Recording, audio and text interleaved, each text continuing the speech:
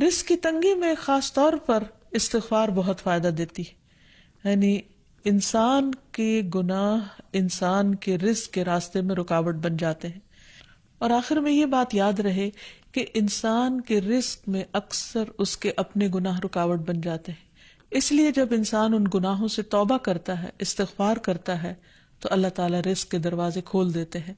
جیسے اللہ تعالیٰ کا وعدہ ہے، قرآن مجید میں آتا ہے، نوح علیہ السلام نے اپنی قوم سے کہا فَقُلْتُ اسْتَغْفِرُوا رَبَّكُمْ إِنَّهُ كَانَ غَفَّارًا يُرْسِلِ السَّمَاءَ عَلَيْكُمْ مِدْرَارًا وَيُمْدِدْكُمْ بِأَمْوَالٍ وَبَنِينَ وَيَجْعَلْ لَكُمْ جَنَّاتٍ وَيَجْعَلْ لَكُمْ أَنْهَارًا.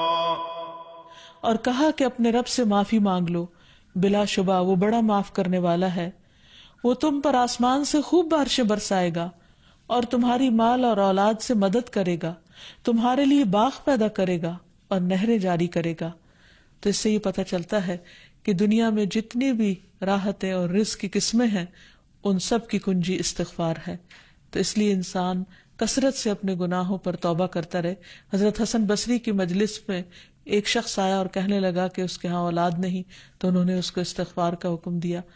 دوسرے شخص نے کہا کہ ان کے ہاں قحط سالی ہے، بارشیں نہیں ہو رہی، تو انہوں نے ان کو استغفار پڑھنے کے لیے کہا.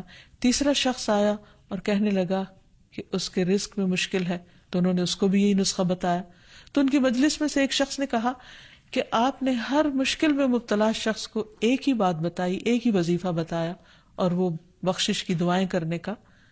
تو کہا کہ کیا تم نے سورۃ نوح کی آیت نہیں پڑھی؟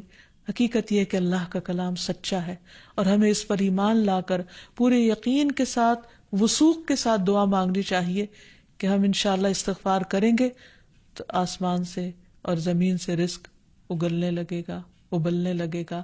اللہ تعالیٰ ہمیں اپنی رحمتوں سے نوازے. اور استغفار کے لیے سمپل، اے اللہ مجھے بخش دے، اے اللہ مجھے معاف کر دے، اے اللہ میرے اگلے پچھلے سارے گناہوں کو معاف کر دے. اللہم اغفر لی، استغفر اللہ ربی من کل ذنب واتوب الیہ. اور سچے دل سے انسان توبہ کرتا رہے تو اللہ تعالیٰ کو مہربان پائے گا. وآخر دعوانا ان الحمد للہ رب العالمین.